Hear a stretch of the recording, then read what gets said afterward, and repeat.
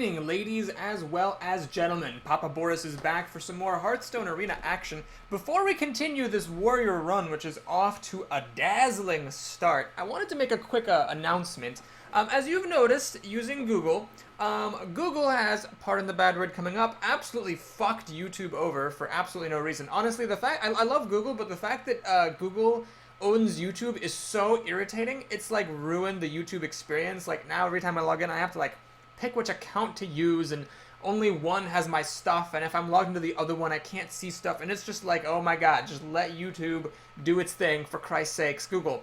Anyway, the recent thing is that now, like, I don't see comments posted in my inbox anymore on YouTube. I have to use the little Google Plus notifier thing to see what comments are appearing, so I just wanted to say, if I miss one of your comments and I don't reply to it, please just send me a private message through YouTube's messaging system, which Google hasn't taken over yet.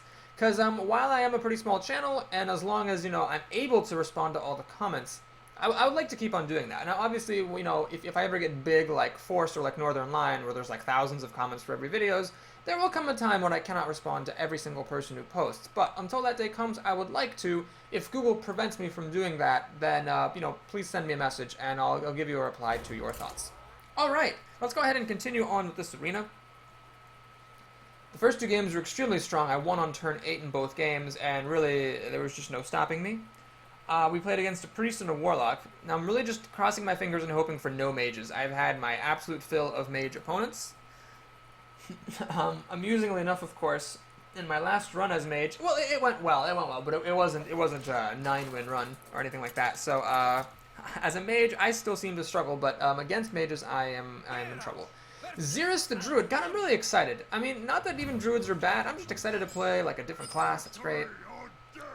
Okay, so here's the thing. Wolf Rider is decent removal, but I cannot just play it onto an empty board. But I do have 2 other 3-drops, so what we'll do is this. We're going to ship back the Spiteful Smith. We will plan, well, I was planning to coin one of these out on turn 3, probably the Berserker because he has more health, and does not die to the Druid spell Wrath, and then the Flesh-Eating Ghoul after that. But the Fiery War Axe changes everything, and unless my opponent, like, plays nothing on turn 2, I will, in fact, play the Fiery War Axe to kill whatever he plays, and then play the Frothing Berserker after that. He's fingering a card. He's got something. Alright, Amani Berserker. Yeah, this is a moment that everybody dreads when you play your Amani Berserker, best 2-drop in the game against a warrior, and you're like, please don't have a turn 2 Fiery War Axe. And then he has a turn 2 Fiery War Axe. So I just want you to take a moment, everyone who's watching this, and think about all those times we were up against warriors, and they did this to us, and now, I get to do it to them. You know what? Honestly, playing warrior, it is one of my least favorite classes, but maybe I will play warrior just because it gives me a chance to experience the joy of turn 2 Fiery War Axe. You know, I might not. It's possible that I won't. It's possible that I will never even see a Fiery War Axe in the draft, but just the chance of getting to play a turn 2 Fiery War Axe and killing my opponent's awesome 2-drop, and then giving him nothing to do on the next turn. Oh my Jesus, that is... Well, that is actually incredibly good. Killing a Frothing Berserker is astoundingly good. I mean, the Flesh-Eating Ghoul would have died as well.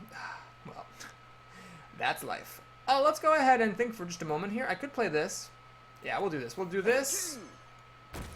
Hit that thing. Use the Fiery War Axe. So at 2 health, it's really critical, actually, because it survives, obviously, the Druid's hero ability. It still dies to a Wrath, but he'd have to use the deal 3 damage version of Wrath, not the deal 2 damage and draw a card version. So I guess I'm still okay, but the Stampeding Kodo, I mean, it was a 5-drop that killed off my premier 3-drop for just free, so that sucks. Yeah. That was a real damper on things. Now, if my opponent plays a really good 6-drop, let's say like a Sunwalker or something, I could be in trouble. It's got a Blade Master. That's actually fine. I don't really mind that very much at all. Ancient Watcher. So, we have ourselves here the old Ancient Watcher Gambit. You don't know if my opponent actually has like a Mark of the Wild to give it Taunt and +2/+2, or if he's just dicking around with you. Now, Druids do have the Druids actually have 2 buff spells that will give a creature Taunt and a plus bonus to health. I'm not gonna, however, I'm just not gonna respect it. I'm gonna be totally honest with you. I'm just not gonna respect it. I am going to use the coin on this turn, or maybe the flesh-eating ghoul. Yeah, let's actually use the flesh-eating ghoul, and I will actually use the coin as well. We're gonna use the Wolf Rider. And if you're wondering, Boris, why are you using a coin and Wolf Rider instead of just playing a Fiery War Axe and killing that thing normally? Well, there's two reasons. Number one, I want to hide the fact that I have the Fiery War Axe. Number two, I actually do want this flesh-eating ghoul to grow in the event that this thing does get buffed, and I need something so that I can actually deal with it and kill it. Swipe is good. Kills the ghoul. It also lets me use the hero ability to kill off my 2-1. Well, that's fine. So my opponent spent his whole turn emptying out the board. This appears to have been speculative. I bet he would have buffed it if he had the ability to. And I've got a silence. Oh, thank God. Now, you don't want to silence it just yet, because then it's a 4-5 that can attack. And actually, this is a really nifty combo because, maybe I should make a constructed deck with this. Interesting. Because basically, normally when you buff something, silence is a really good answer. But here, silence is actually not great, because it'll actually turn this back into a Chillwind Yeti. So even if it gets silenced, it's actually not that bad. We'll play the Gurubashi Berserker. I could have used all my mana and played one of these 4-drops and the Axe, but the issue I have against that is I don't want to open myself up to an ooze quite that hard.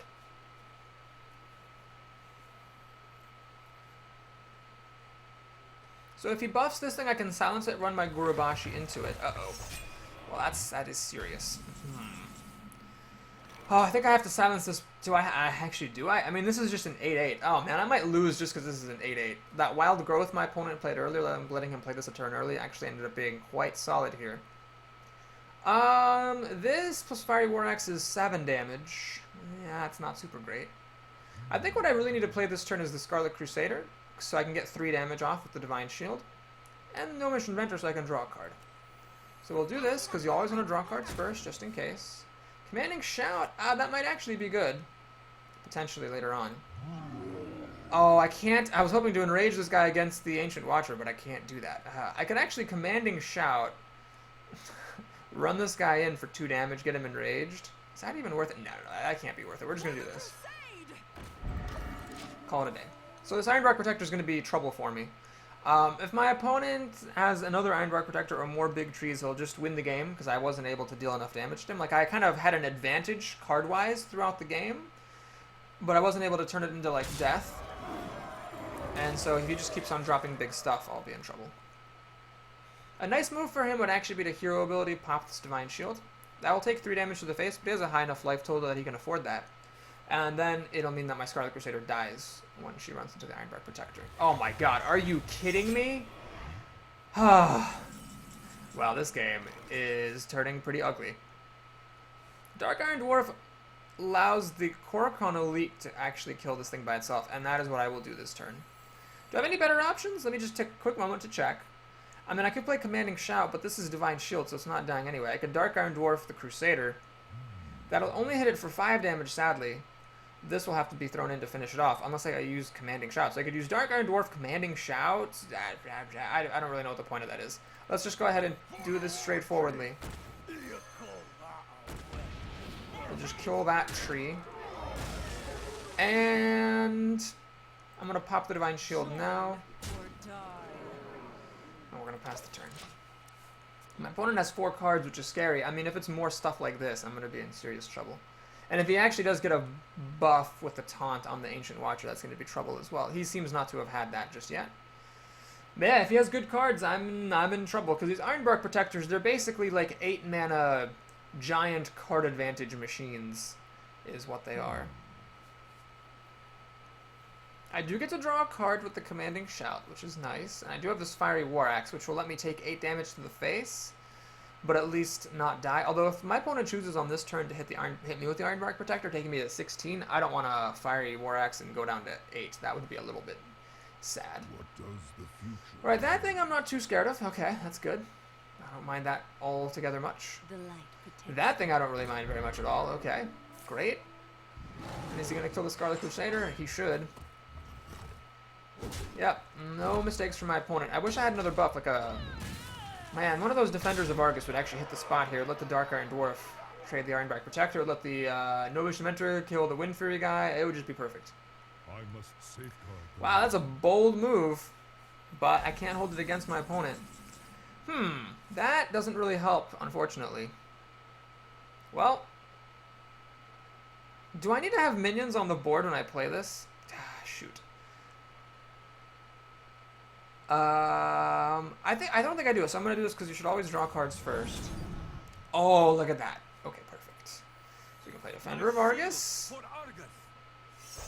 He is also radiating, so that seems to suggest that actually he also has the ability.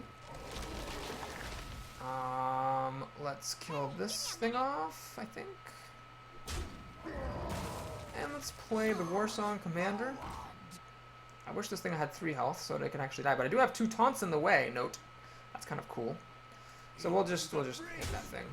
So the commanding shot, all it really did was it saved my Dark Iron Dwarf, but I mean that's not all it did because it also let me draw the Defender of Argus, which was really good. Okay, so the Argent Squire earns her keep right there for sure. But I'm hanging steady here at 14 health. My opponent does only have 2 cards. I imagine he's got to have a buffing thing in his deck, so the longer this game goes, the more cards he draws, the more likely it becomes that he will draw the buff for this thing. I still have the Silence in my hand. I can't silence it preemptively because I would just turn it into an active Chillwind Yeti. That would be no good. So let's just see what he has for 8 mana. If it's another Ironbark Protector, I think I'd be out of steam. I'd lose. Wow, he has nothing. Interesting. Well, I have a Charging Wind Fury Harpy. That is pretty good. So, yeah. Let's do this. Kill off the Argent Squire. Swing. And attack. Attack. Oh, man, I'm really glad I drafted that Wind Fury Harpy. I didn't want this 1/1 around, by the way, because I don't want him to be able to kill the Defender of Argus without using hero ability. So he's actually in trouble. He's in really big trouble because even if he gets his taunt buff now, Silence will strip the taunt, and then this is 8 damage coming in his face. That's not going to save him. That's not going to save him. That's what he was holding on to this long. I see. Oh my god, I'm going to win this game. Unless there's something crazy for 2 mana here. What do you got, buddy? Mark of the Wild. He got the Mark of the Wild. Alright, so it's a 6/7 with taunt. Still can't attack, but it defends. But I was holding on to that all game, and that's the win. Wow. Well, I'm gonna give myself some credit, folks. I'm a warrior, and with like pretty much no removal in my deck, except for the Fiery War Axe, which I didn't even use, I beat 2 Ironbark Protectors. And a Mark of the Wild and an Ancient Watcher. I'm proud of myself. Well, that's great. That was a good 3rd win. It was challenging, but it was solid. So let's go ahead and see if we can keep the streak going here with this run. Man, if I got up to 9-0 as a warrior, that would just blow my mind. I don't think this deck is quite strong enough to pull that off, but we'll see how far we can go. Take a sip of Good Luck Water. Another Druid here. Jewel the Druid. Well, again, I'm starting to respect Druids a lot more than I have been, but I'm just happy it's not a mage. Okay, we'll throw this back and this. We'll keep the Defender and hope that we get one of our innumerable 2-drops and 3-drops. We got one. Yeah, that's a bit unsteady. I'd like to... Wait, do I have 2 mana creatures in this deck? I do have creatures in this deck that cost 2 mana. Do I not? Where are they? Come on, buddies. You got 2 chances to get me. Nope! Okay, I'll settle for a 3-mana creature at this point, honestly, so I can coin something out on turn 2. I don't want to get off to a slow start against a Druid, because Druid with all their big creatures, you don't, and Wild Growth, oh god. With Wild Growth and lots of big creatures, I don't want to be at a slow start. Oh, Merciful Moses. Okay, there's a Knife Juggler. Thank heavens. My opponent will probably kill this at 4 mana. I mean, there's so many things he could do just to deal with it, just to play a superior creature. Let's say he plays like Ascension Shieldmaster or Chillwind Yeti. I mean, what have I got going on? Nothing. Razorfen Hunter, honestly, not that sad to see that. That is fine, as far as I'm concerned. Let's play Flesh Eating Ghoul, see if we can fling a knife at this little piglet. That would be really lucky if that were to happen. It does not. We're going to kill the little piglet then, like that. Because the Knife Juggler's dead to the Razorfen Hunter anyway, so I might as well get the 1/1 off the board. He's got, looks like the Moonfire. Oh, wow. What is this, a Starfall? Oh, no, he's actually going to really... Wow, that is some mad respect for the Flesh-Eating Ghoul. I guess he figured, let's take care of it before it gets out of control. That's pretty reasonable. All right, good play. He's going to spend 2 of his 5 mana to kill my guy, which is fine. I'd rather him do that than play a 5-drop. He actually has nothing else. Oh, no, that's not fortunate for my opponent at all. Well, let's I think. If I play the Frothing Berserker, I'm not using up all my mana. Alternatively, I could play the Korkon Elite and just charge. The Frothing Berserker survives against Wraths. And the problem is it's not going to get to build up very easily. Unless, of course, on my next turn I can play Korkon Elite, trade with something. This is a 4/4. I will do that. So I'm not using my mana fully. But this is a decision that I make consciously because I feel like just putting this onto the board and giving away my surprise isn't really worth it. It also didn't seem worth it to use my coin. Since my opponent went first and played Wild Growth, notice how he's 2 mana ahead of me. I really would like to keep this coin because it reduces some of the mana disadvantage I'm in, and in that case, using the mana disadvantage reduction on that particular turn didn't really seem worthwhile to me. While there's a lot of things that my opponent could drop that aren't even removal, just big creatures that would be a real problem, like a Sunwalker.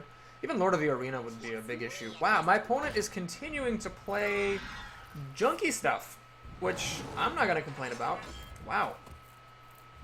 Okay, so my opponent had the Wild Growth, but he seems either not to have drafted correctly and doesn't seem to have enough of the good cards, or he just isn't lucky and isn't getting them. So Korkon Elite does kill this, beefs up this guy tremendously, but then we have this thing lying around. Let's actually do this. I'm going to kill that. Use the Stampeding Kodo while it's hot to kill that. Pass the turn. So I'm pretty resistant to removal, actually. Starfall would kill this, but not this, or it can kill this, but not that. Starfire would kill this, but this lives, and that's his whole turn. Wrath would kill this for 2 mana. Then he could actually do something else to get rid of that. Like, actually, Wrath and Starfall would spend his whole turn and kill both my creatures. But he can't efficiently get rid of both of my creatures here. Next, I have a Boulder Fist Ogre coming up. Man, he better get his Iron Bark Protectors online soon, or else he's going to be in trouble. It's good that I have Defender of Argus to buff my creatures. I kind of actually wish I had Commanding Shout. Wow. When you're running everything into an Iron Bark Protector, that is when Commanding Shout is actually really good. So I'm actually really glad I took that card. All right, Starfall. Interesting. So he's going to pick off the Frothing Berserker as opposed to the Kodo. And play an Argent Squire. All right. Well, Spellbreaker could silence this, but I think there might be better silenced targets. I basically could put 2 creatures on the board. I could play like a Scarlet Crusader, Coin, Defender of Argus. Or I could just put 1 big one down. You know what? I am actually going to do this. I think this is a good use of the coin.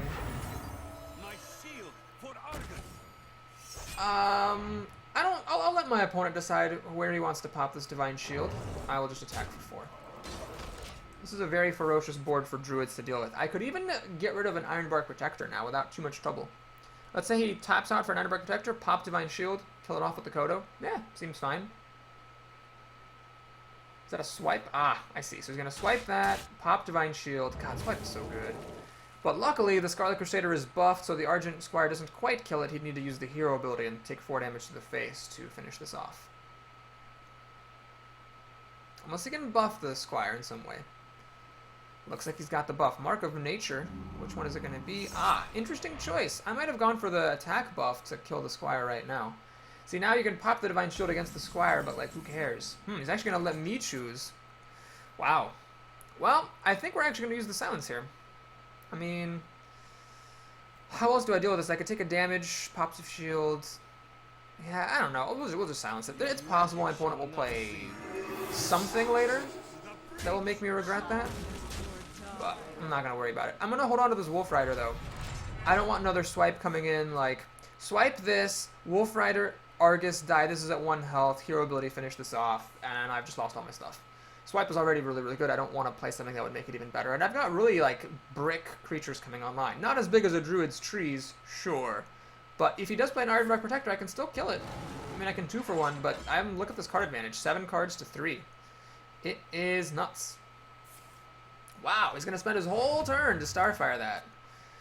He should have technically done that first, rather than hero abilitying first, because if he just top decked a Wrath, he's going to be kicking himself for using hero ability. Wrath would have been a great way to get rid of this and draw a card, or even just kill that. Instead, he's kind of committed to that move. So I've got 6 cards to his 3. I'd say I'm in really good shape. Alright, well, we'll just play the biggest thing we've got. Next turn. It's actually difficult for a Druid to deal with this. Basically, the way that Druids are going to deal with an Ogre is by playing a bigger thing than the Ogre. One thing to note is I actually have a Wombo combo. I can play Wolf Rider, attack, Panda, put the Wolf Rider back into my hand, and then replay the Wolf Rider and attack again for a total of 6 damage, if I wish to do so. Another Mark of Nature. He's going to give it +4 health, which makes a lot of sense. Making it +4 attack wouldn't have done a whole lot of good for my opponent. And it's actually a bit difficult for me to deal with this right now. I already have... okay. So I will just do this. Keep it simple. Now, I don't mind playing this guy. He does not die to the side effect of a swipe. Because if my opponent swipes, say, my ogre, which is what he would do with the swipe, this would go down to 2 health, and it can't be finished off very easily at that point. Swipe plus Starfall would actually kill the ogre, the spellbreaker, and the elite, but not the druid. Alright, well that was a really crushing victory. Just again, kind of on the basis of creature play. Did I have a Fiery War Axe in that game? I don't think I did I? I don't think I did. That was just through pure creatures. Alright, we're up to 4 wins. So yeah, this draft went nicely because it gave me a lot of good 3-drops and 4-drops. I find that makes it a little bit easier to win through creature play and not have to rely as much on removal. And for a warrior, not having to rely as much on removal is certainly nice. Let's take a sip of good luck water. Ah, mage. Well, like I said, I hope I don't see any mages in this draft, in this arena run. We'll actually keep this around. It survives a lot of mage removal, and it has a lot of health. I want to keep all my high health creatures around if I can. I do have 2 creatures in this deck that cost 2 mana. They don't like to show up to the party. Because I kept 2 of my opening hand, I increased my odds of having a slow start. I haven't yet had to armor up on turn 2 in any game, actually. I've always had something I could play. Oh god, now I really wish I had mulligan more just to increase my odds of drawing a Fiery War Axe. Yeah, this is going to be a hard game now. So we're up against a mage, and we have a super slow start. And my opponent had a super fast start. These are all bad things. Every one of those things is bad. Swordsmith. Well, at least that creature sucks. It really doesn't make any difference, because the flesh-eating ghoul, well, it just dies to the Sorcerer's Apprentice regardless. The thing that would be really bad is if my opponent played Frostbolt on this ghoul, then I have these Defender of Arguses that are cooling their heals. This becomes a 5/2, so when my guy charges in, he'll actually die. And yeah, we're gonna be in some serious ass trouble at that point.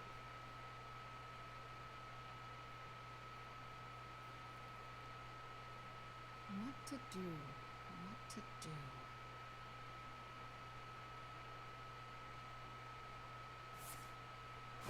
She's going to spend her turn to draw cards. If she draws a Frostbolt, thanks to this creature ability, Frostbolt will be playable for 1 mana, and it will kill off the ghoul.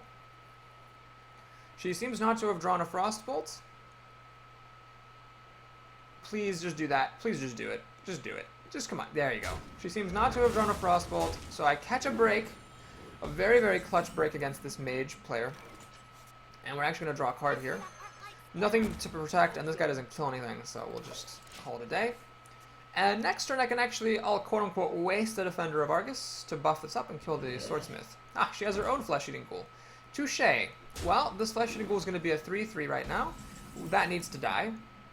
I could actually play the Warsong Commander and a Knife Juggler. The Knife Juggler could then, kill that thing, and then... this will only be at 2 power. Well, as long as the knife hits one of these 2 things and not my opponent, I can take care of both of those things. We're actually going to do that right now. Nope, nope, nope. So first play the Knife Juggler, then play the Warsong, so as long as it doesn't hit my opponent, I'll be fine. Okay, I'm fine. So what I can do now is I can kill the Master Swordsmith that way. Oh, Jesus! I screwed up!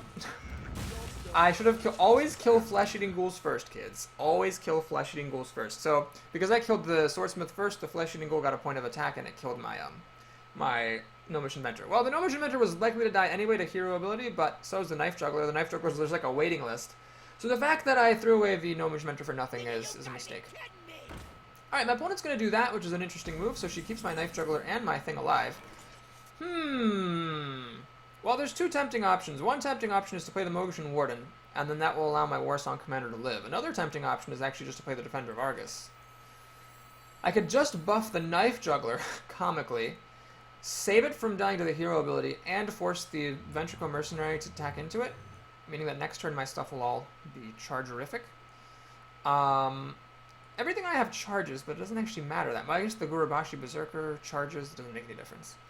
Bummer. Yeah, or I could just buff the Warsong Commander and the Knife Juggler, deal a little bit more damage, but then the Warsong Commander will be targetable by the Ventricle Mercenary. I'm gonna do this. I have a feeling this is the right move. We're gonna do this. Swing Knife at my opponent. Swing for a lot. So what I'm basically doing is I'm trying to race with my opponent here. She seems not to have any removal. She's used her coin, so Flame Strike is at least a turn away. She hasn't been playing Frostbolts against my tempting Frostbolt targets like Flesh Eating Ghoul and Warsong Commander, no less. So she seems not to have removal, and so if she doesn't... Is that a Cone of Cold? That's a Cone of Cold, isn't it? No, it's a Polymorph. Wow, I'm really happy to see that. That is great. Holy cow. So the Ventricle Mercenary should kill my Warsong Commander here. Is the Ventricle... Oh no, she's Hero Abilitying me. Wow, this opponent might be playing badly. Oh no! She's making a tragic error. She is trying to race. That is not what you do here.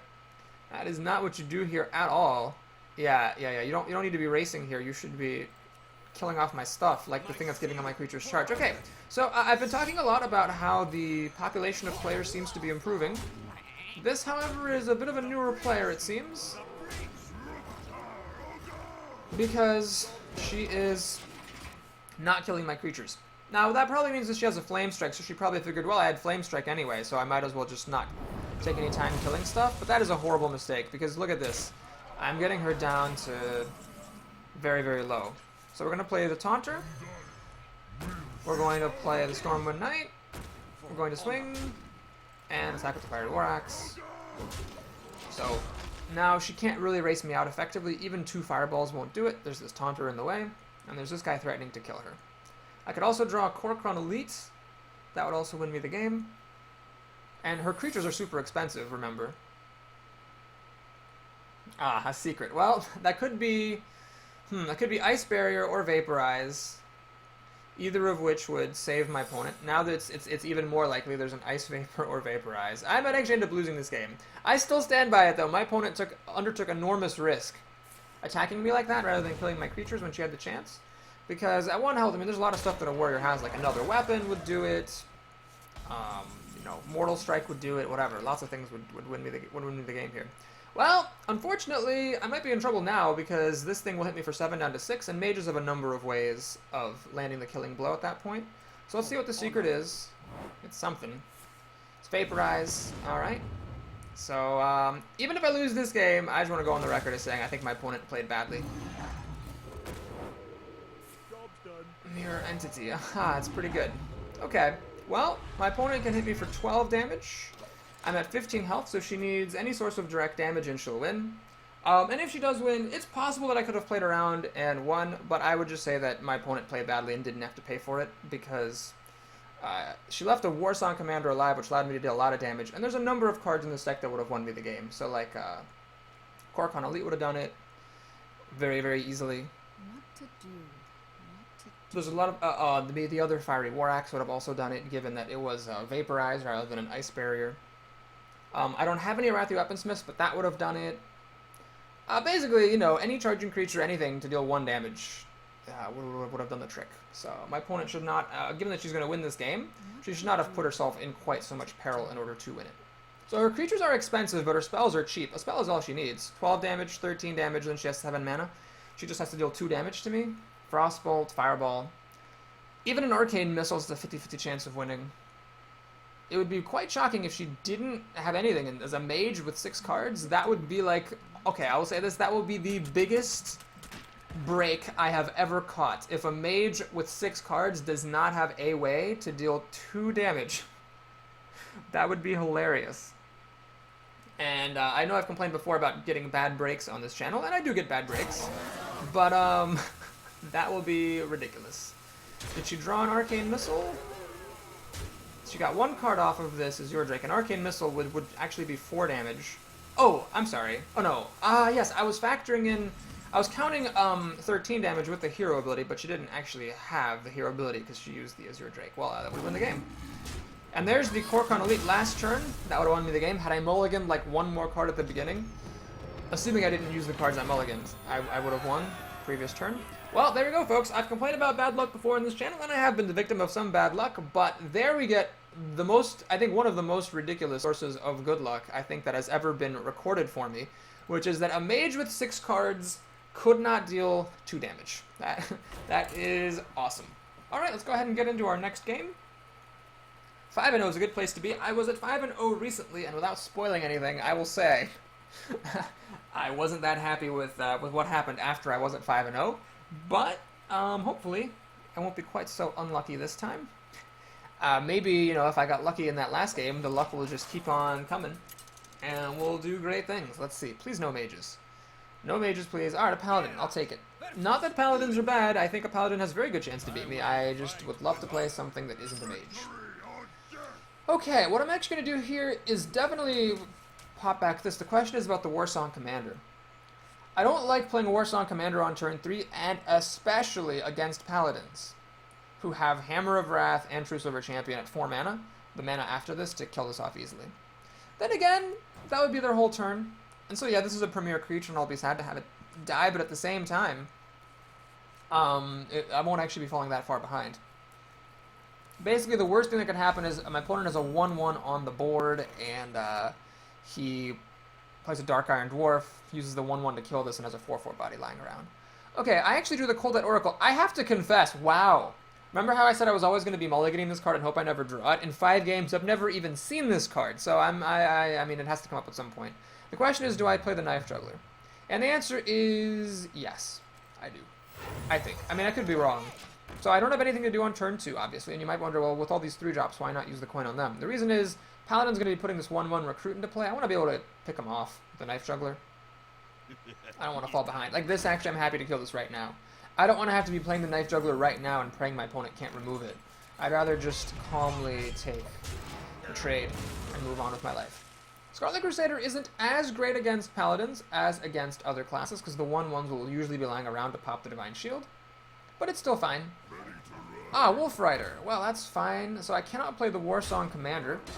But what this means is that Scarlet Crusader now is awfully good. I'm threatening to kill the Wolf Rider, and my opponent does not have a 1/1 lying around to pop the Divine Shield off with. This is partly why I don't like playing Wolf Rider onto empty boards. Even in situations like this, where the hero, the warrior here, can't actually deal with it, it's still not great. Well, my opponent played a Motion Warden, which I'm okay with. What I'm going to do is I'm just going to play the Kor'kron Elite. And yeah, I'm going to pop the Divine Shield against that. So it's always sad to pop a Divine Shield against a 1 damage dealing creature. That's fine. My opponent has no 1/1s lying around with which to kill the Scarlet Crusader. So he might play a Consecration. What is he? What is that for? What? Oh, he is going to play Consecration. Okay, fair enough. He's going to play a Consecration. I'm fine with this, though, because I have a Kodo coming up. Had he not played this, actually, the Kodo would have been not nearly as impressive. But we're doing okay. We're doing fine. My opponent got me down to 19, but Paladins are not exactly a rush class, so he absolutely needs to have big creatures to follow this up, or else my card advantage will make a difference. That does not count, I'm afraid. This Wolf Rider, I have to say, it really did go the distance, didn't it? Oh man, True Silver Champion is good too. Crap. Ugh. Well, so he's gonna get to kill my Kodo after popping the Divine Shield. Boink. Boink. Let's think about this.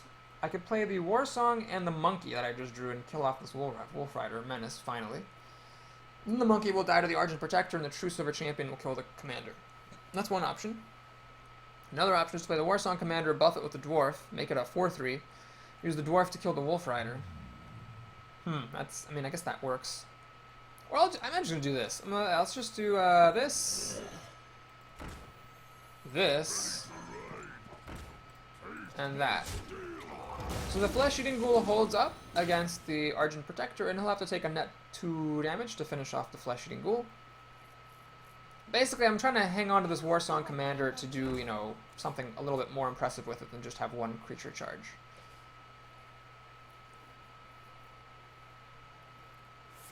Blessing of Kings is pretty good. Oh god, well, now we're in trouble. Yeah, I'm going to probably lose this game now. He needed a follow-up because I have card advantage, and he got the follow-up with True Silver Champion and buffing on that, and I don't have my Silence anywhere around here. So it's going to be difficult for me to deal with this threat, unfortunately. I guess what I'm going to do is Play this and buff it up. So now he's going to have to take 3 damage to kill it with the Argent Protector. Then I can play the Warsong Commander. Oh, god damn it! Jesus, True Silver Champion. Well, I'm dealing 2 extra damage to him, but it makes no difference because his life total is so high. Humility. Oh, of course. Of course. Well, so now this thing... See, previously, if he had just killed it, I could have played Warsong Commander. Actually, I couldn't have popped it back. Oh, man, he's just going to go for the kill. Well, yeah, this totally blows. I guess can I still live? No, I can't, because I don't have any taunt. I can play the Warsong Commander, attack with the Dwarf. The Dwarf doesn't kill anything, though, because it's only dealing 1 damage. Then I could Panda the Dwarf back. 5 mana? Oh, well, I could play this thing. Oh, my God. This thing with charge would kill that. And then, well, let's do it. I mean, might as well draw cards first. So we can get Spellbreaker. And actually, that helps. I think that helps me live another turn. Does it? Shoot, I don't think it does. But I can silence this, but then he still has the damage. I need a taunt. This would kill the Fairy Dragon, but again, that thing is still 6/6. Let's do that.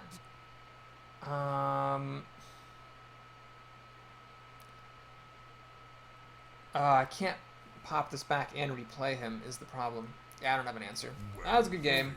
Well, I basically, that was a game where actually I think I would say that I won the opening because I had the advantage coming out. But that Wolf Rider Gambit that he made was ended up being a good one.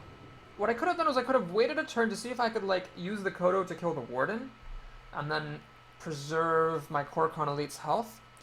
My Kor'kron Elite would have been at 3 health, so if my opponent then would have used the Warden to pop the Divine Shield on, like, yeah, I could have like played the Kor'kron Elite and not attack, which is weird. But then my opponent could have popped the Divine Shield. Consecration would not have killed the Kor'kron Elite.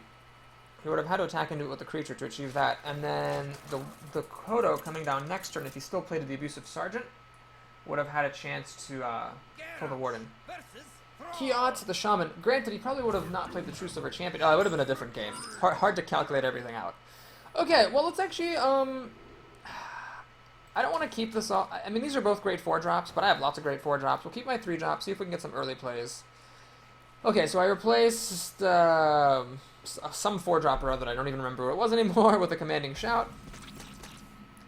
Where are my 2-mana creatures? Where are they?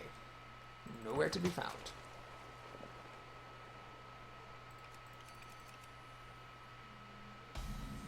Actually, I did have the Knife Juggler last game. Alright, we're going to take a risk here. We're going to play Fiery War Axe. If my opponent plays an Ooze, that will set me very far behind. But I think it was important not to waste my mana. I mean, I could have armored up, but then if he plays a creature, you know, I can't play the Axe and a creature. It's just not good. So, does he have the Ooze? He does not have the Ooze. Good. Thank you, sir, for not having an Ooze. Let's play the Frothing Berserker and pop the 1 charge of the Axe. The Ooze is just a common card. I don't think I even saw any Oozes in this draft, did I? Maybe I saw 1? Or I think I saw like 1 Ooze in my last 2 drafts total. So a lot of your opponents aren't even ever going to see it.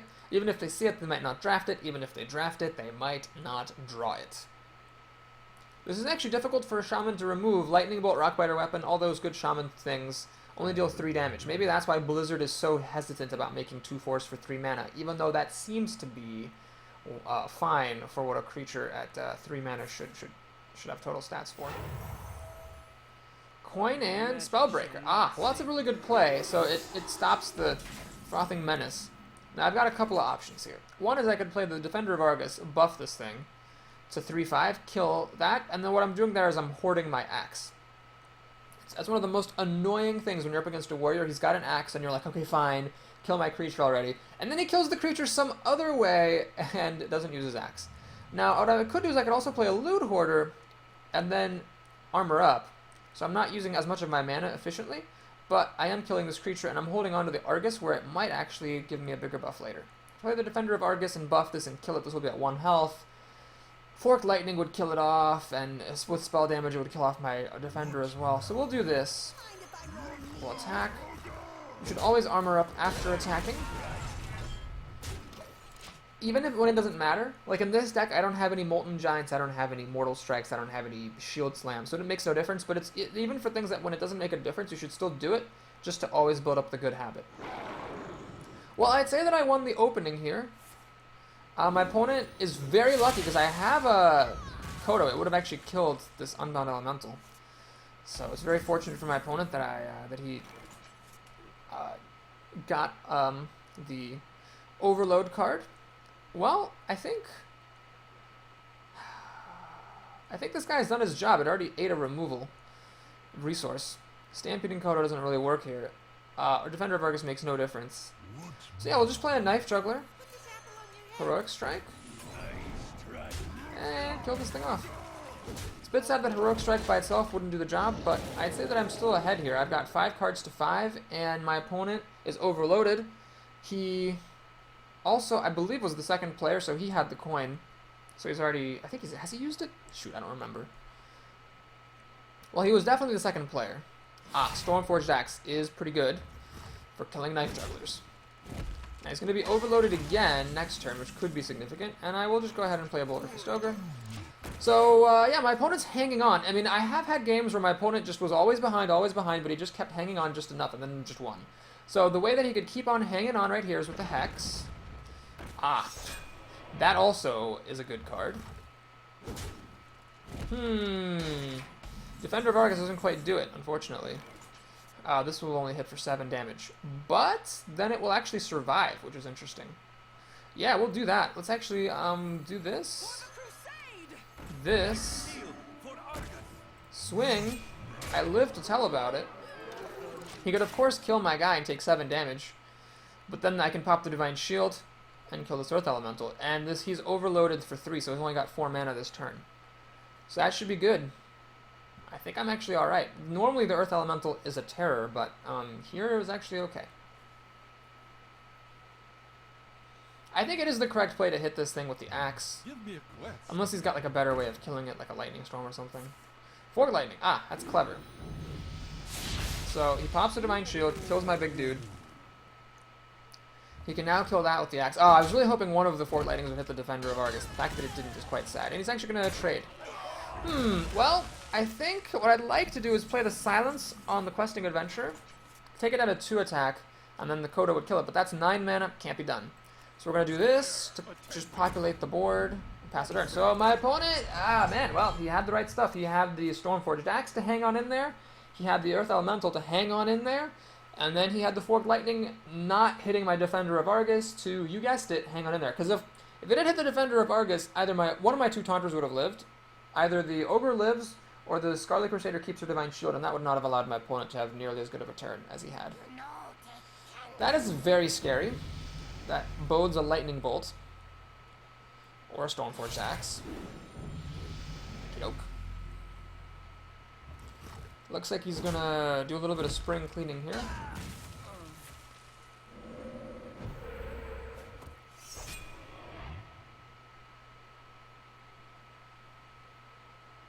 That is absolutely the correct decision. Had he kept this around, I could have killed off his totem.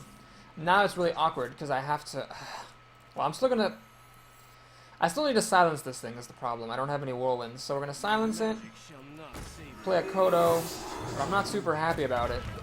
I killed his best creature. I only had a 1 in 3 chance of killing that spell damage, and I got it. So that was good. But he has card advantage now, look at this. He has 5 cards and a totem, I only have 4 cards. So he's caught up, which blows.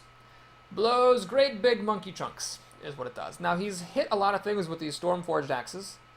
So that's good, I suppose. He could attack into the Spellbreaker and kill it off with the Stormforged Axe. Man! I think I'm going to lose this game. My opponent just, like, was so behind the whole time. He lost the opening, and he just had, like, just enough at every single stage to hang in there until now he's actually got card advantage, and he's up to play in this situation. I have board advantage, but it's very tenuous. It's just this 3/5, and that's pretty much it. Archmage is really scary. I don't want shamans having any sort of spell damage, and the fact that this is a 4/7 is also a problem. Luckily, I did draft a lot of big stuff, so this is, I mean, even with the spell damage, it's actually still a little bit tricky for my opponent to keep on hanging in there, although he certainly may. Let's see what he gets. Please no taunts. That also could be really scary, actually. Oh my god. 4 to 5 damage. Okay, maybe I would have actually rather had a taunt. Ugh. Oh my god. Oh my god, I got lucky. This Kodo had a 50-50 chance of dying and it lived. That's really good. My opponent's going to kill off the Gurubashi. Fairy Dragon I don't really care about. It's going to actually take a beat right there. And anything for 3 mana? No, he's going to heal up. Alright, no Mission Inventor. Well, let's take a look here. I'm pretty sure I'm going to be playing Commanding Shout. So, since it's the cheaper card draw effect, we will do it. Warsong Commander is nice, but let's draw cards, because you should always draw cards first. Korokon Elite. So I can play the Warsong Commander, which gives this charge, or I can play the Korokon Elite, which just has charge. I think I'd actually rather play the Warsong Commander, because that allows me to kill off this Fairy Dragon and the Archmage. And then move on. So, alright, I'm doing good. There's just 2 totems here. My creatures are all weak, so if he has like another Lightning Storm or something wacky, I could be in trouble. He gets a taunt, but he had a 50-50 chance of that. Lord of the Arena. That's a good card. This doesn't quite deal enough damage to kill off that Lord. Balls. Balls, balls, balls. Alright. Well, let's do the following. I'm actually going to use the Kodo to kill the totem. The reason for that is I want to use the Gnomish Inventor to kill the Lord of the Arena. So don't just ever mindlessly do things like this. Like, oh, my thing deals 2 damage, I'll kill the thing that, you know, has 2 power. But sometimes that's actually not right. Wait a minute, hang on. I guess I should use the Warsong Commander to kill. I love it when I talk and then I'm like an idiot. Yeah, the Warsong Commander should kill this. Then I'm going to 2-for-1 against the Lord of the Arena. But it's not really a 2-for-1 because the Gnomish Inventor drew me a card. And you know what? I should have maybe used the Kodo to kill the Lord of the Arena. That would have been smart. Let's kill the spell damage because that is scary. And you know what? Let's just kill all of his totems. You know, I screwed up. Oh my god, I talked myself into a tizzy. I should have used the 3-1 and the 2-1 to kill off the Lord rather than the 4-3. That was dumb. I just sometimes you get like your mind goes down the wrong rabbit hole. You just get your brain set on a particular course of action. And you just forget about what makes logical sense. My opponent used Lava Burst to kill my Korokron rather than the Warsong Commander. I understand that, because I guess the Korokron does kill the Berserker and all, but this is just so dangerous. I couldn't have won. I could only deal 8 damage there, not 11. So I want to just keep his board clear of totems. And now I'm threatening the win. 3, 5, 8 damage. He needs a taunt, or to kill my creatures or something. And I guess we win the game after all, if my opponent does not have those things. I mean, I also have a huge life advantage, and we're basically in a top deck war. So he needs something kind of amazing. Ah, my opponent's playing very smartly. He's trying to razzle-bedazzle me. Oh, he gives me a well-played. You shouldn't have done that. You should always try to razzle-bedazzle your opponent, because they might forget. You know, you're like, just like how my brain went down the wrong rabbit hole and I used the Korokon Elite to run into the Lord of the Arena for absolutely no reason. Sometimes people, they'll see something like, ooh, Lord of the Arena, ooh, gotta kill it with the Korokon Elite, and they'll just overlook something that seems really obvious to someone who's observing the game, and they're like, man, how could this person even make such a stupid mistake? So maybe they're like, my brain would have been like, ooh, Dark Iron Dwarf, I need to kill that. Ooh, the 1/1 is buffed, I gotta like kill that with my axe or whatever, and not kill him. So anyway, the moral of the story is, don't give your opponent a well played until you're sure that he's actually, like, sees that he's going to kill you and is in the process of killing you. Because you might give away the fact that you have a win, or that you might give away the fact that he has a win when he didn't realize it himself. Knives 707, the Priest is up to bat. We've got 2 Fiery War Axes in this deck. It's not super unlikely that one will come up. I'm actually going to keep the Silence. This is following my strategic advice of keep Silence against Priests, because Priests have Light Wells and Light Spawns. And Northshire Clerics, all of which are really good class-specific cards that need to be silenced. Okay, we're going to use the coin here. Get the Knife Juggler into play so that I have this in play already when I play the War Axe. If he plays Shadow Word Pain, then you know what he does. He plays Shadow Word Pain. That's fine. We'll play a Fiery War Axe on the second turn, and we'll hope he doesn't have a Nukes. Okay, no Shadow Word Pain. That's great. So we'll play the Fiery War Axe. God, this feels so good. It just, oh man. You know, I don't even like the Warrior class, but this is like one of just the best feelings in the entire Arena experience. is you watch your opponent play a creature, and then on turn 2 you play a Fiery War Axe. My opponent is playing correctly. He's running stuff into the meat grinder. If you hold everything back, I've decided you're just not gonna do well. And see, it's not that bad for him because I didn't have anything on turn 3. My mana curve bit me a bit here, and because of that, I actually wasn't able to really press my advantage. So I've got 6 cards to 5. So really, it's just the card I got for going second. And yeah, since I wasn't able to put a creature on turn 3, my opponent's fine. All right, there's the light spawn. And there are 2 ways to deal with it. One is to Dark Iron Dwarf, trade the Knife Juggler. The other is just to silence it. And I think I will just silence it. Alright.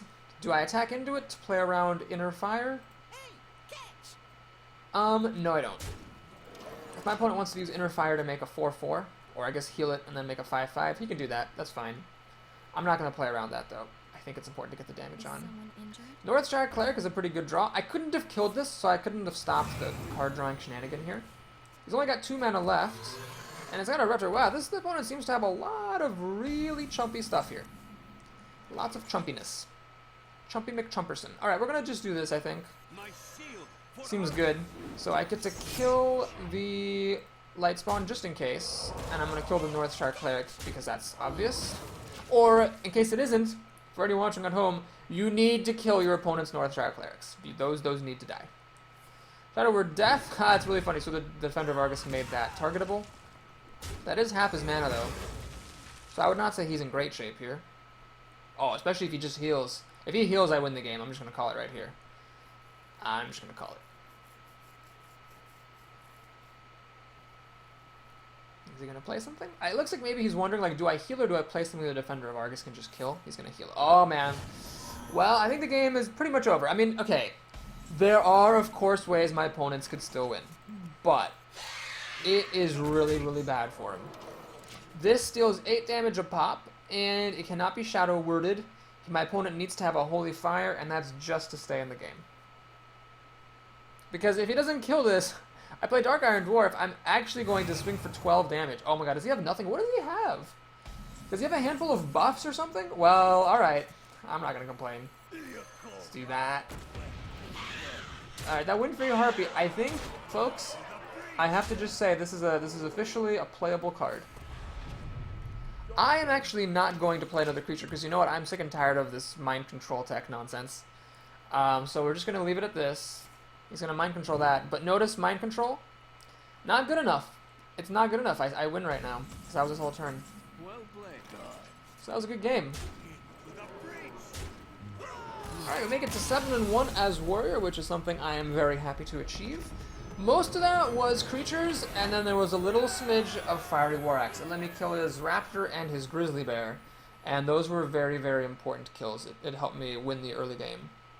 So, this is why I harp on the Fiery War Axe so much. It's just so good, and when you play as Warrior in the arena, it is so devastating. I would say that of all the really good commons that you really hope to see across all the classes, and that you're really, really sad if you don't see, the one that is absolutely the most heartbreaking and also has the biggest impact on arena success is Fiery War Axe for the Warrior. I don't think there's any single class and any single card where it makes that much of a difference, or as big of a difference as that makes for the success in the arena.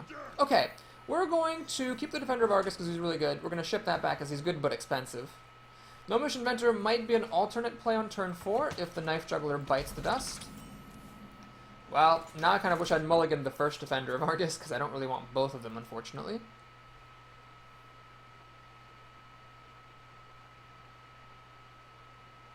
We'll see what my opponent wants to do here. He has the coin, of course, as the second player. Hunters do typically like to play aggressive because, not just because the hero ability sort of encourages you to do that, but also because a lot of beasts are cheap. Okay, here's where a Fiery War Axe would be great. And I don't have it. So Knife Juggler comes. Well, my opponent can either play a beast and draw a card, or he can kill the Knife Juggler, but probably not both. He plays a secret. Well, at least he hasn't drawn a card. If that is a freezing trap, then so be it. It's not. You know, if it were a snake trap, my opponent would have drawn 3 cards, but I can't play around that. I don't have any removal in this deck that like kills creatures without attacking them. Alright, well, that's fine. I don't really want to play a Kor'kron Elite into that. So I guess this is the time for the Arclight Spanner. Is this a snipe? It is a snipe. Okay, so my opponent kills the Gnomish Inventor. I'd say that my opponent won the opening because he leaves the opening with a Scarlet Crusader in play. And he also gets the turn. And these defenders are totally useless. My opponent is steady shotting us good. He could have, like, you know, for 4 mana, I could have played a Chillwind Yeti. Ah, so my opponent passes the initiative back to me. Well, the Tiger is an interesting choice for sure. It can help trade next turn against whatever my opponent might play for 5 mana. And I can also buff it with the Defender of Argus. This is also an interesting decision, but it's like Stampeding Kodo would kill it. And you might think, Boris, I mean, why are you playing around a Stampeding Kodo? That's a rare card. It's kind of, aren't you kind of paranoid? But think about it. Hunters, like beasts, Stampeding Kodo is a really good beast. So while, yes, he might not have seen one, if he did see one, he would almost surely would have taken it. Okay, so my opponent's just going to kill my creature and steady shot me, so he's starting to basically tickle me down. And do I play the Windfury Harpy here? That's kind of the question. I could play the War Song, but then I don't have enough mana to play anything else other than the Wolf Rider, which also charges. This, I mean, it's like a Chillwind Yeti for my purposes at the moment. That's not super great. But I'm still afraid of Kodo. I would play a Gurubashi Berserker. Look at how good the Scarlet Crusader is. It's like stopping me from playing all my cards.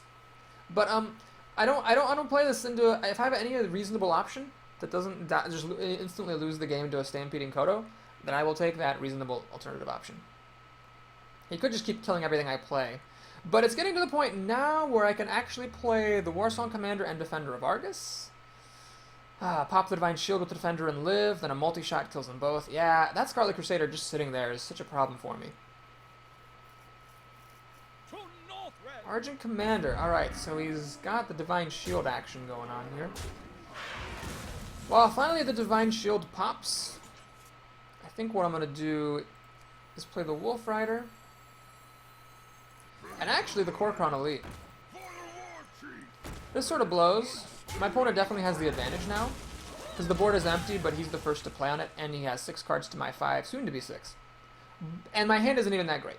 So yeah, there's definitely lots of problems here. But I feel like that was less bad than leaving him with creatures and letting him do further damage to my health. Well, that's certainly a bit of a scary play. Normally I'm not that a fan of the Core Hound. Actually, that was a very timely top deck. And notice how bad the Core Hound is. That 5 health for 7 mana is just not good enough. Well, I get a little bit of an edge. So the card count is still the same, but I have a creature on the board now, whereas I didn't previously. Animal Companion. Anything he gets would be good. Yeah, that's good. The other ones would have been good. I guess the Leok would have been really good for me. Actually, I guess I'm glad he got the pig, because otherwise it would have charged anyway. Ugh. Well, I'm kind of in a pickle here because I'm low on life, and I need to kill this. I can't afford to let his beasts have charge. Unfortunately, the Defender of Argus only gives +1, so it doesn't quite allow me to kill that Tundra Rhino. I could play the Gurubashi Berserker and the Warsong Commander. The Gurubashi Berserker could kill the pig, but then this thing still lives. So if he has like another big beast, I'll just lose on the spot. Well, so what do I play around? I mean, can I kill both these creatures somehow? Let's say I were to go balls to the walls. My goal is to kill both those creatures. Can I do it somehow? Yes. Yep, I could do Warsong Commander. I don't want to let my opponent draw cards. Defender of Argus. Fiery War Axe. Use the Defender to kill the pig. Use this Defender and the Fiery War Axe to kill this Rhino. I guess that's my best move.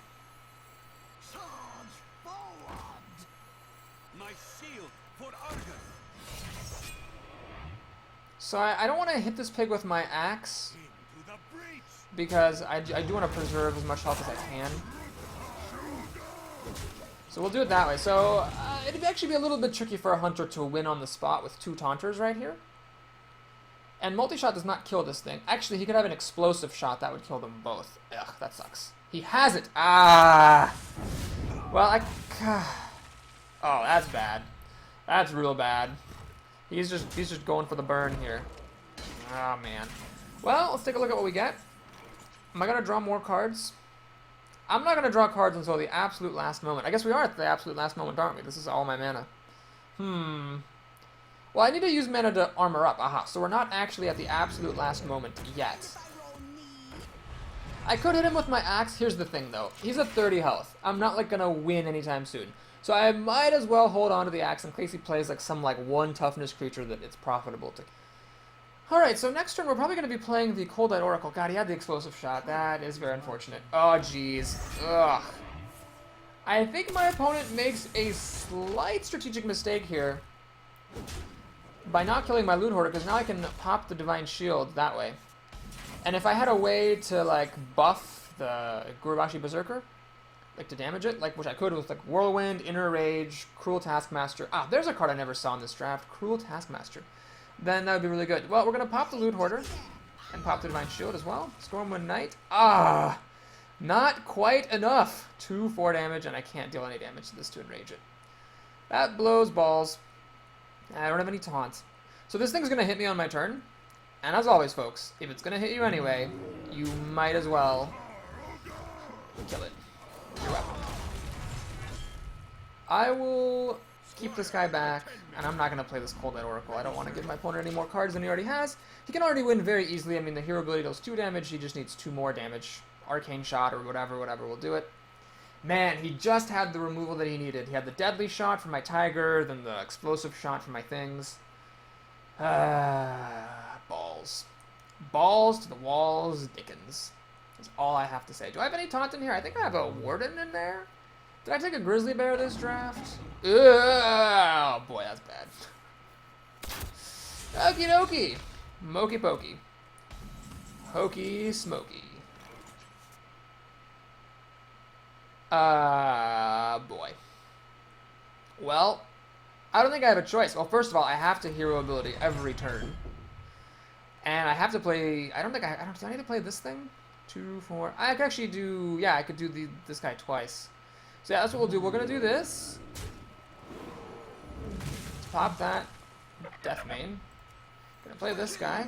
Oh, I don't have enough mana because I had to armor up. Right. We're going to trade the Squire in. There's just no good way to do it. Either I leave 2 creatures on the board, and then, like, a multi-shot would be really bad, or I leave more creatures on the board but have them all be damaged, then an explosive trap just owns everything. Bleh. Well, we'll trust my instincts here. We'll do this. And, I could put this panda down, I suppose. Put this guy back into my hand. Yeah, we'll do that. Then he can charge in again, and then it'll kind of heal him up. So my opponent is in a perpetual state of pretty much any charging creature, and he wins the game. He's using hero ability on me every turn, so I can't gain life. Explosive shot. Ah, I think I chose poorly again. Man, he had 2 of those? Ah, fuck sack. Alright, well, he didn't steady shot me this turn, which is interesting. So I get to gain a little bit of life. Unfortunately, I can't kill this thing. I think we need to do this. We need to draw the cards. Spellbreaker doesn't make any difference. Flesh and Gold doesn't make any difference. Blah. Well, balls. I'm just gonna... So I'll just play this. And damage it, I guess. I don't know. This game's pretty much over. Oh, God. 2 explosive shots. Both rares. Both really good. Both came up in the deck. Ah, that's actually all he needed to win. He wins right now, and he sees it. Well played. Well, that was an annoying game, I have to say. But the good news is we made it 7 wins. And this game is lagging like crazy. I don't know if it's... I mean, I have a really good connection, so hopefully it's just Hearthstone's temporary issues. You know, I have some bad news, actually. In my last video, I was talking about how Hearthstone was set to be released this year.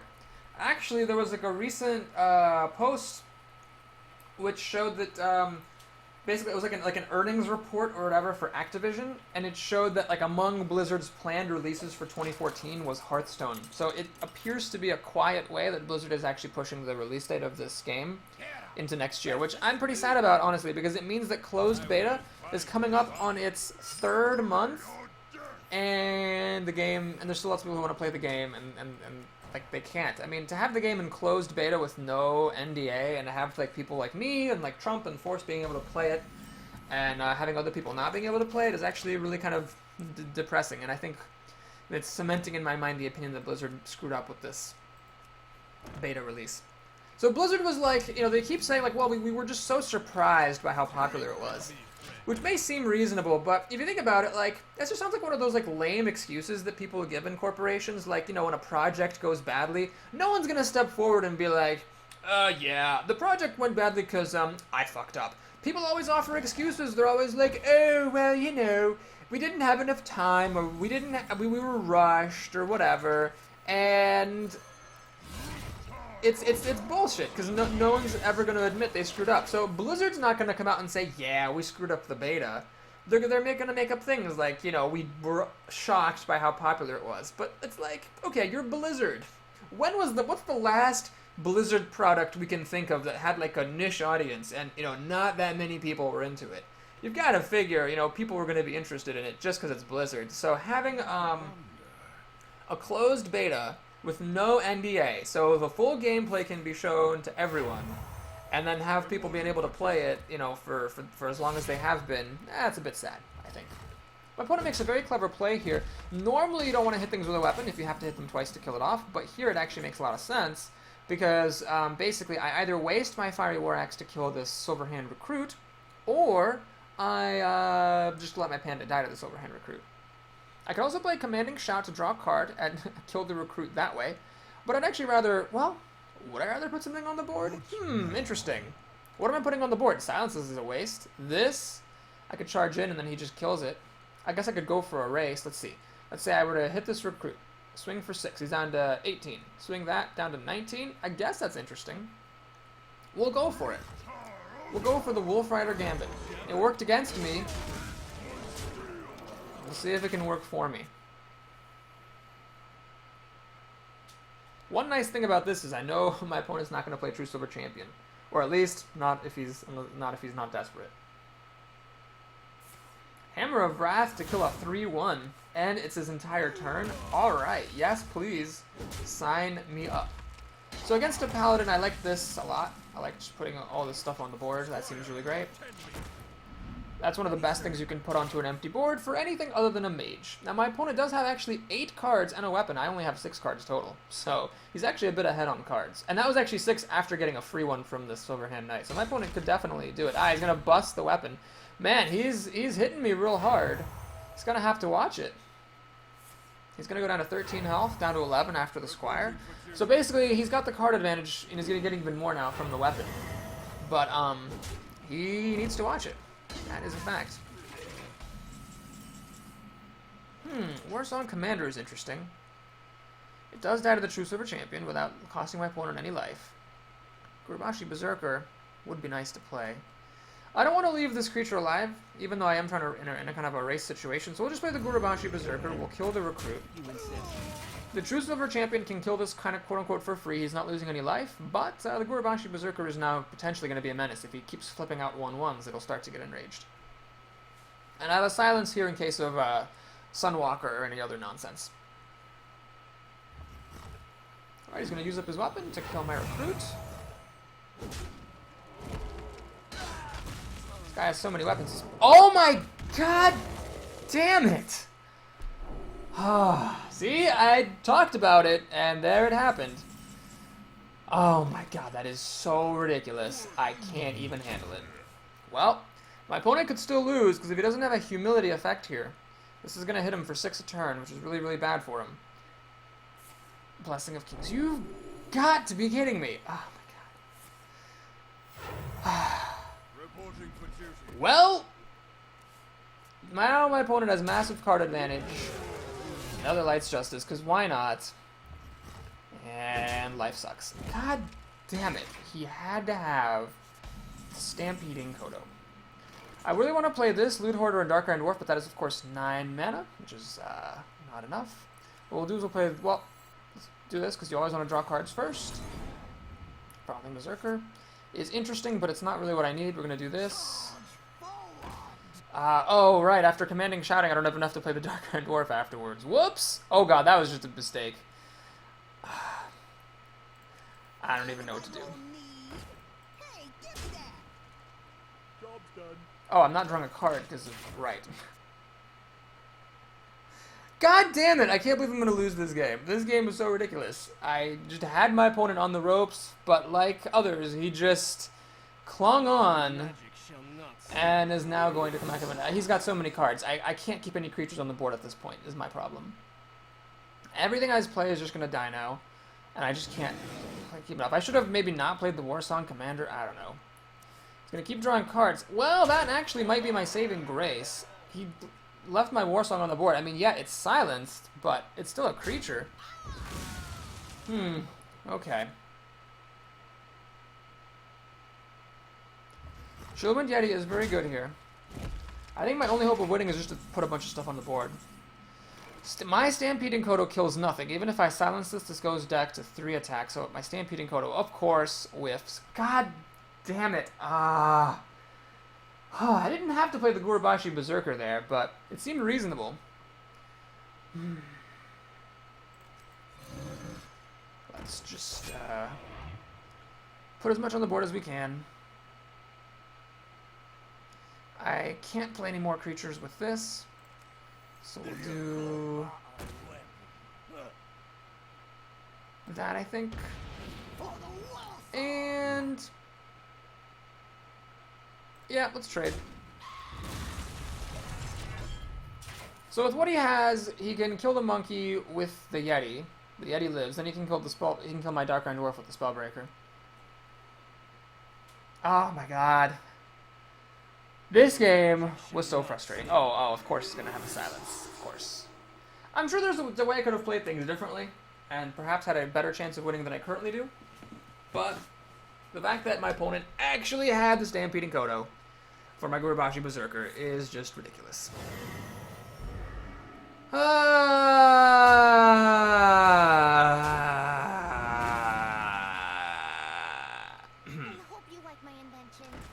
Finally, a target for my Kodo. You know what? I'm done. I'm gonna draw my card. Yeah, this is not what a warrior can handle effectively. Maybe for a mage and packing Flame Strike, but the time for that has passed. And I guess we'll content ourselves with a 7-win arena. I mean, that's good. I'm certainly not gonna, protest something that actually brings my spreadsheet stats upward rather than downward. But god damn it, that game against the Paladin was a frustration. I mean, the Gurubashi Berserker was on a borrowed time. Unless I got my opponent so desperate that he would actually play the Kodo just to play it, my Gurubashi was going to die no matter what. And he had so many cards, because he had very low life but good card advantage, that he was unlikely to be forced to play the Stampeding Kodo. So anyway, that was a nice arena run. It just ended with grave sadness. If you enjoyed this video, do please like and or subscribe. And if you'd like to stick around for Papa Boris's Happy Fun Time bonus hour, then do so. So this was a 155 win arena. Again, at 7 wins, I've never seen it go above 200, and I've never seen it go below 150. That's like one of the tightest bands there is, I think, as far as the prizes are concerned. We got a good epic. Oh man, I think I might already have 2 of those. Let's see. Nope, I did not. That's good. So it's a pretty good epic. Really, all I care about at this point are epics and legendaries. I've opened enough packs now just from playing the arena that is all that matters. Let's take a sneak peek at our next arena. And who shall it be? Another warrior, a paladin, or a rogue? Well, I did play rogue like yesterday, so I think it might be time for paladin. My last run with the paladin, if I remember correctly, sucked donkey balls. So we'll see if we can redeem ourselves here in this next run. I will look forward to it, and I hope you will as well. See you then.